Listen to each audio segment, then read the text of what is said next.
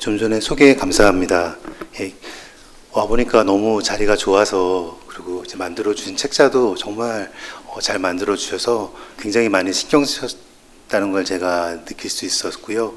되게 귀한 자리에 정말 초대해 주셔서 너무 감사드립니다. 네, 오늘 자리에 지금 다음 발표자인 강성진 대표님이나 또 강형규 과장님도 와 계신데, 사실 제가 규제 개선으로 인한 디지털 헬스케어 활성화에 대한 발표인데, 제가 규제에 관련해서 답답하고 잘 모를 때 자꾸 이제 가서 찾아뵙고 질문 드리고 과외받는 분들이세요. 예. 근데 그분들이 저희보다 훨씬 더 많은 깊이 있는 지식을 알고 계신데, 그 앞에서 제가 어떤 내용을 얘기 드리는 게 좋을까 조금 고민을 해봤고요. 저는 소개받은 대로 정신과 의사고, 그러니까 의료기기를 개발하는 사람이 아니라 원래는 의료기기를 사용하는 사용자 입장에 있다가 이제 의료기기를 개발하는 입장으로 넘어간 상황입니다. 그러니까 왜 앉은 자리가 바뀌면 보이는 경시도 달라진다 그러잖아요. 그래서 이제 그렇게 입장이 바뀌면서 규제를 만나고, 그러면서 저희가 회사가 했던 경험이 어떤 것인가, 규제가 아예 없던 시절에서 저희가 이제 의료기기를 만들기 시작해서 그 규제가 만들어지고 그 규제의 영향을 받으면서 저희가 했던 경험들이 있고, 거기서 배운 것들이 있는데, 그런 저희 회사의 경험을 그냥 들려드리는 것이 좀 더 좀 실감나는 얘기가 될 것 같아서 그렇게 진행하려고 합니다. 그래서 좀 중복되는 얘기들은 제가 일부러 그 책자에는 있지만 발표 자료에서는 뺐습니다.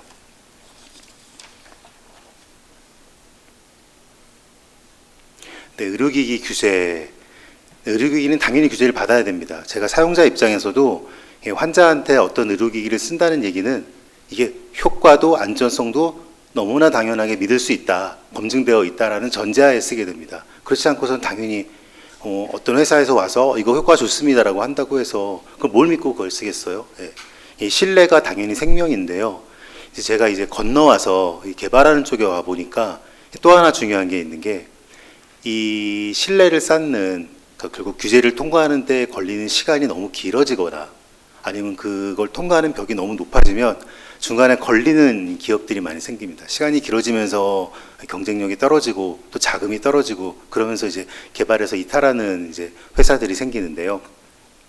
그런 면에서 제가 예전에는 잘 몰랐던 좀 이런 속도 면에서 규제가 많이 도와줬다면 제가 사용자 입장에서 미처 만나지 못했던 다른 의료기기들은 있지 않았을까, 이런 생각들을 해보게 됐습니다. 저희 회사를 먼저 말씀드리면, 저희는 2017년 4월에 설립된 회사이고요. 그 경도 인지장애라고 치매 전 단계에 계신 분들한테 인지 훈련을 디지털로 해서 그분들이 치매로 가지 않게 예방하는 프로그램을 만드는 회사입니다.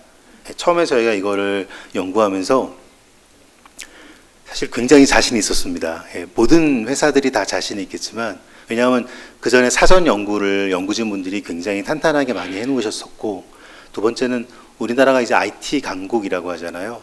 저희가 정말 작은 스타트업이었었고 꿈만 원대했는데도 굉장히 좋은 개발자분들이 저희 회사에 합류해 주셨었고요.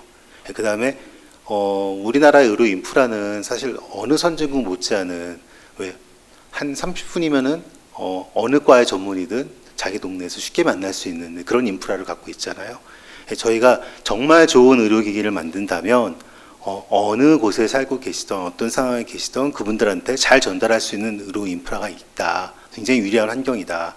그리고 효율적인 전국민 건강보험 체제가 있기 때문에 합리적인 그런 가격 하에서 국민들이 접근할 수 있을 것이다. 이렇게 긍정적으로 생각하고 있었습니다. 굉장히 순진했어요. 지금 생각해 보면. 근데 제일 중요한 게 결국에는 빨간색으로 표시한 이 규제더라고요. 예. 저희가 혁신이라고 하면, 혁신을 만드는 기기라고 하면 아직 세상에 없는 기기란 뜻이잖아요. 예. 세상에 없는 기기는 아직 써본 사람도 없고 그걸 처방해본 의사도 없는 상황이고, 당연히 거기에 대한 규제도 없습니다. 근데 저희가 뭣도 모르고 거기에 뛰어들었던 거고, 규제가 없는 데서, 그러니까 예를 들어 목표는 있는데 어딜 가겠다는 뜻은 있는데 거기에 가는 지도가 없는 상황이었던 거죠. 거기서 이제 저희 회사가 이제 좌충우돌을 하기 시작합니다.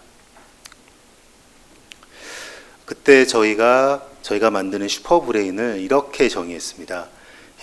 디지털 치료 기기는 기존의 하드웨어 방식의 의료기기와 다른 점이, 일단 기존의 하드웨어 의료기기에 비해서 굉장히 빨리 개발할 수 있다. 그리고 개발 비용도 되게 효율적으로 합리적으로 개발할 수 있다. 또 소프트웨어 업데이트를 우리가 굉장히 빨리 할 수 있는 것처럼 출시 이후에도 굉장히 빠르게 개선하고 혁신할 수 있다. 그리고 무엇보다도 직접적인 자극을 주는 그런 의료기기에 비해서는 위험성이 굉장히 낮다.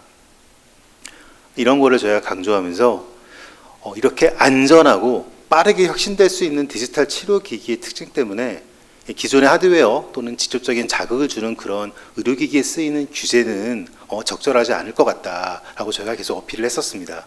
그러니까 왜 닭 잡는데 소 잡는 칼을 쓰면 안 된다 이런 얘기가 있잖아요. 저희한테는 맞는 적절한 규제가 있을 것이고 그런 규제들에는 아마 이런 키워드들이 해당되지 않을까라고 저희가 가정을 했었습니다. 이런 걱정을 했던 이유가 당시 규제가 나오기 전이었는데 저희 연구에 참여해 주신 자문을 주시는 교수님 한 분께서 예전에 2010년대 초반에 그 US케어에 굉장히 열심히 활동을 하셨었다고 합니다. 연구를 하셨었는데 그 당시에 지금의 디지털 치료기기처럼 굉장히 각광받고 있었고 이게 생태계를 많이 바꿀 것이라고 기대를 많이 하셨었대요. 근데 여기 써 있는 것처럼 굉장히 답보 상태로 아마 여기 계신 분들도 굉장히 이 용어가 예전에 들어본 이제는 조금 낯설게 오히려 느껴지는 그런 단어실 거예요. 그러면서 당시에 또 이 규제가 발빠르게 쫓아와서 좀 길을 터졌더라면 지금 저희가 열심히 연구하고 있는 디지털 치료기기가 어쩌면 한 6년, 7년, 한 10년 전 이렇게 국민들이 이미 사용해 볼 수 있지 않았었을까 그런 생각을 한다. 그리고 또 저희한테 해주신 조언이 지금 저희가 만드는 디지털 치료기기가 다시 US케어의 전철을 밟지 않으란 보장이 없다라는 얘기를 하셨어요. 저희도 거기에 대해서 충분히 공감했었고요. 저희가 2019년에 이제 이런 논의들을 하고 있었는데 전혀 다른 업종의 사례를 하나 갖고 왔습니다. 타다는 아마 다들 아실 텐데 그때 2019년에 타다가 굉장히 핫한 서비스였습니다. 단시간에 제 기억에 그 회원 수가 170만 명에 도달했고요. 굉장히 성장하는 스타트업이었는데 타다 금지법이라는 이런 규제에 걸려서 이제 사업을 접게 되고요. 그 기사가 12,000명 그리고 회원 수는 170만 명이 사라지게 됐고요. 회사는 사업을 접었고 시민은 택시 잡기가 더 어려워졌다. 이런 얘기들을 저희가 그때 읽으면서 남의 일 같지 않은 거예요. 그때 왜냐하면 저희가 타다의 고객 수에 해당하는 게 우리한테 뭘까라고 생각해 보면 디지털 치료기기 회사에서는 임상 결과라고 저희가 생각을 했었습니다. 그래서 임상 결과를 잘 내는데 정말 최선을 다해서 근거를 만드는 게 중요하다라고 해서 최선을 다해서 저희가 연구를 했었고 2020년 초반에 굉장히 좋은 임상 결과를 얻었습니다.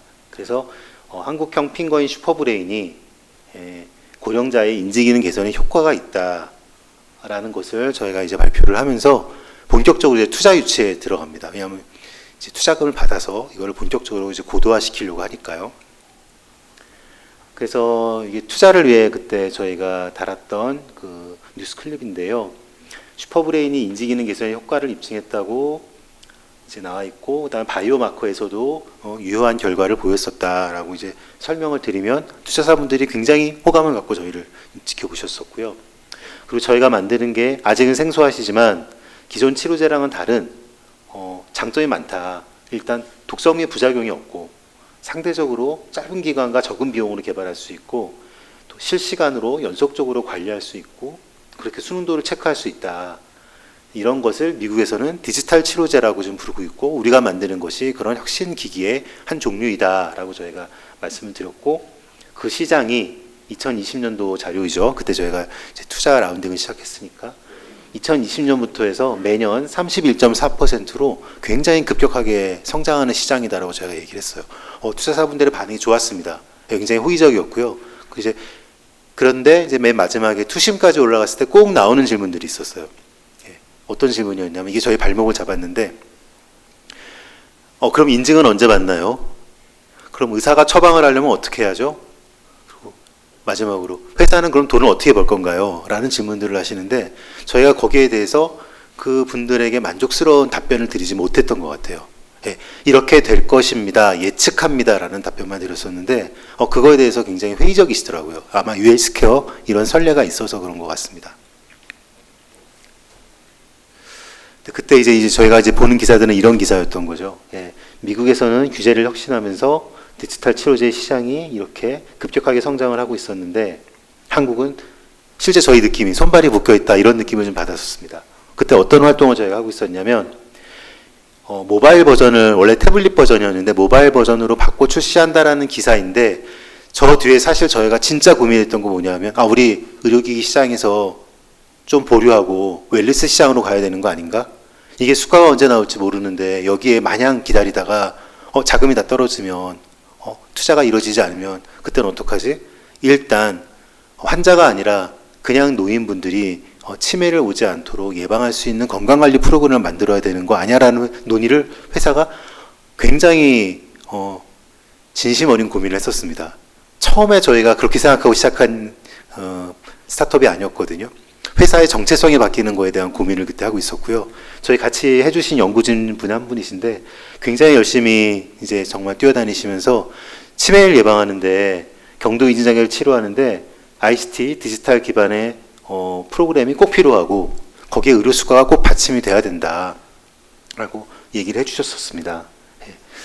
그런 노력들이 학회와 연구진 또 저희도 같이 열심히 했었고요. 그런 포럼이 할 때마다 여기 계시는 이제 식약처나 이 복지부에 계신 관계자분들 열심히 참석해 주셔가지고 저희랑 정말 경청해 주시고 정말 열심히 의견을 주셨었어요. 예. 근데 이제 마냥 저희는 기다리고 있는 거죠. 피가 마르는 심정으로. 그때 이제 미국에서는 또 독일에서는 처음에는 이제 미국에서 일어난 규제 혁신이 독일에서 더 가속도를 내면서 더 혁신을 만들었고 그게 어떻게 산업의 혁신으로 이루어졌냐 하면 이건 작년 자료인데 그때까지 인증을 받은 디지털 치료제의 종류입니다. 디지털 치료기기를 보시면 압도적으로 많은 두 나라가 있습니다. 예. 맨 처음 혁신을 일으킨 미국이고 그 다음은 가장 빨리 이제 수가까지 혁신을 만들어낸 독일이었습니다. 결국에는 규제의 혁신이 정말 산업을 키우는구나라는 걸 제가 눈을 똑똑히 보면서 이제 계속 기다렸어야 되는 상황이었던 거죠. 네, 터닝 포인트가 바로 이때입니다. 2020년 8월입니다. 날짜도 저희가 기억하는데요. 그때 이제 의료기기 심사부 식약처에서 디지털 치료기기 허가 심사 가이드라인이라는 민원인 안내서를 이제 발간하게 됩니다. 네, 거기에 보시면 판단 기준이 나오는데 저희 회사의 경우 소프트웨어 의료기기였고요. 또 적용 범위가 경도 인지장애라는 치매 전 단계의 질병을 대상으로 하고 있었고요.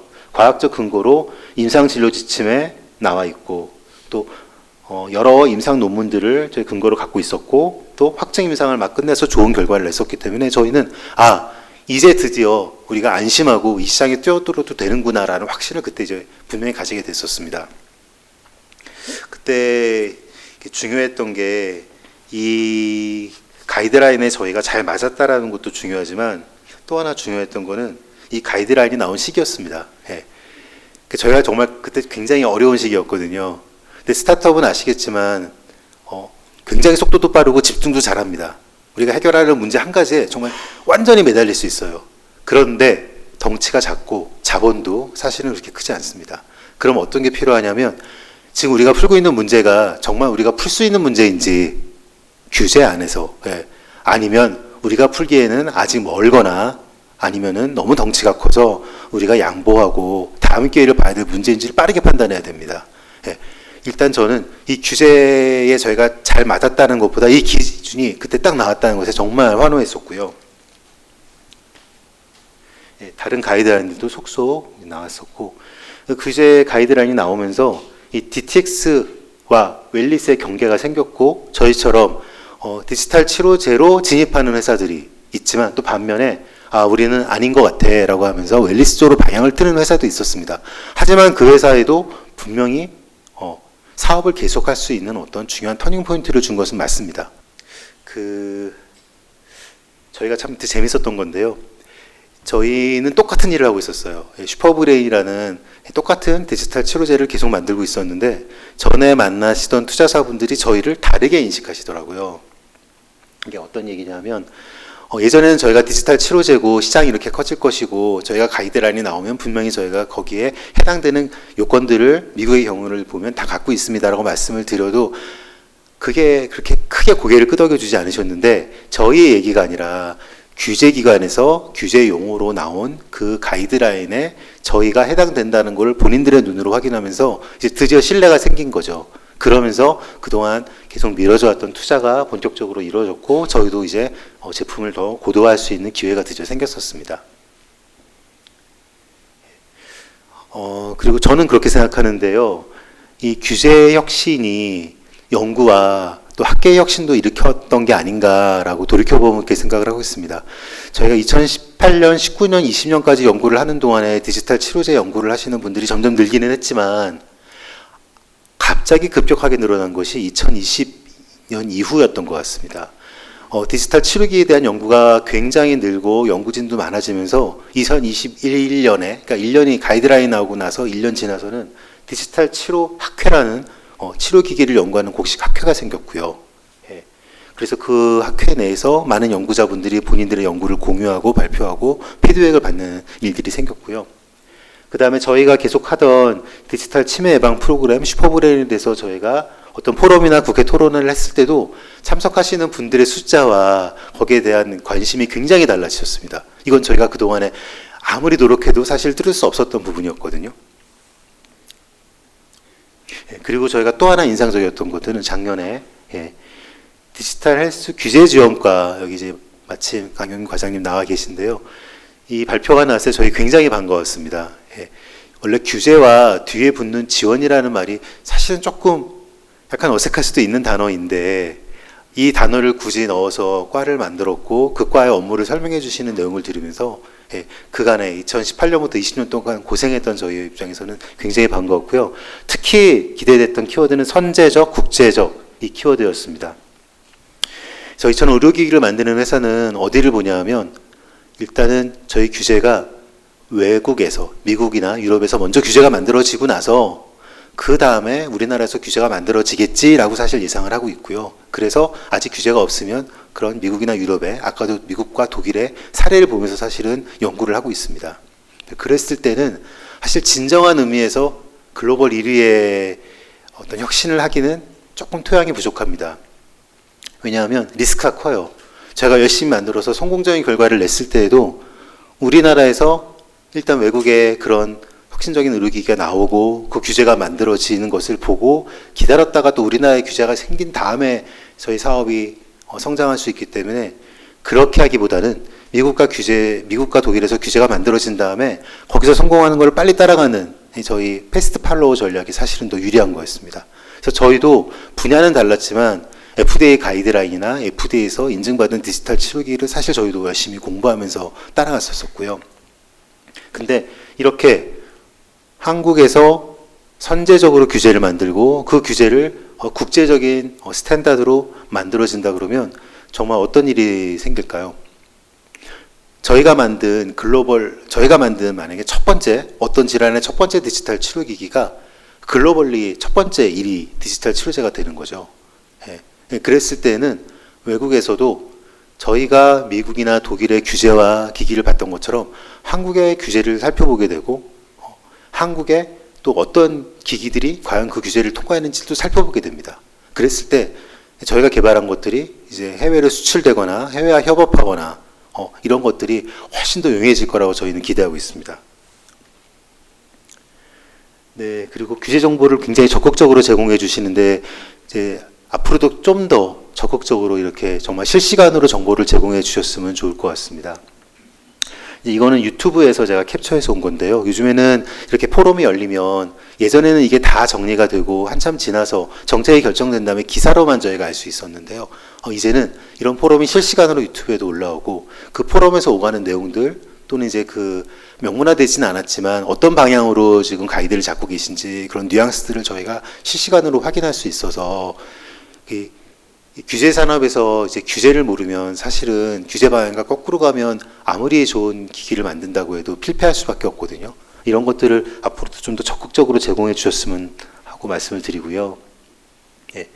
그 다음에는 규제 혁신을 위한 지속적인 논의가 이 규제를 만드시는 분들도 기기를 만드시는 분들과 함께 이런 논의가 계속 이루어지면 하는 바람입니다. 왜? 기기를 만든 사람들은 규제를 계속 공부를 합니다. 그냥 규제에서 벗어났다가는 이제 시장에서 이제 자리를 잡을 수 없기 때문에 계속해서 규제를 공부하는데, 마찬가지로 저희가 이제 식약처랑 계속 자문을 받으면서 느꼈던 게, 규제를 만드시는 분들도 이 기기가 어떤 기술인지, 무엇을 목표로 하는지, 무슨 원리인지를 굉장히 열심히 공부하시더라고요. 근데 이랬을 때 사실은 진정한 의미의 혁신과 또 빠른 업데이트와 규제의 개선이 일어날 수 있다라고 저희는 생각을 합니다. 그래서 여기서 보시는 것처럼 규제가 혁신 포럼, 국회 토론회, 이런 학회 이런 등등에서 오늘도 참석해 주신 것처럼 굉장히 열심히 참석해 주시고 계속 의견과 또 이제 가이드를 제시해 주시는 것들을 앞으로도 이제 계속 부탁을 드리고 싶습니다. 앞에 나온 거 반복이라 여기서부터 빨리 넘어가겠습니다. 저희가 이제 식약처의 민원인 안내서가 나온 다음에 저희가 그걸 가이드 삼아서, 과거에는 이런 가이드라인이 없었을 때는 멈춰있던 그런 활동들이 가이드라인이 제공된 이후로 이렇게 저희가 의료기기가 맞나요? 민원 질의를 거쳐서 식약처의 피드백을 받아서 어떤 부분이 해당이 되고 어떤 부분은 보완이 필요한지를 빠르게 수정해서 의료기기로 이제 다음 단계로 진입을 하게 되고, 또 그 다음엔 저희가 지금 우울증을 두 번째 파이프라인으로 만들고 있는데, 그것도 좀 더 속도를 내서 앞에보다는 훨씬 더 빠른 속도로 지금 진행을 하고 있습니다.